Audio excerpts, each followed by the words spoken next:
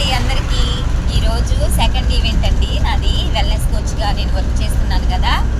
నా మార్నింగ్ నేను రోజు కాఫీతోనే నా డే మొదలు పెట్టేదాన్ని.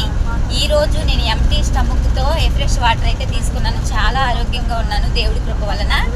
మరి షేక్ కూడా రెడీ చేసుకున్నాను. ఈ షేక్ ఏంటంటారా, టిఫిన్ రోజులు రీప్లేస్మెంట్ అండి ఇది. మరి ఈరోజు సెకండ్ ఈవెంట్కి గుంటూరు అయితే రెడీ అయ్యాము.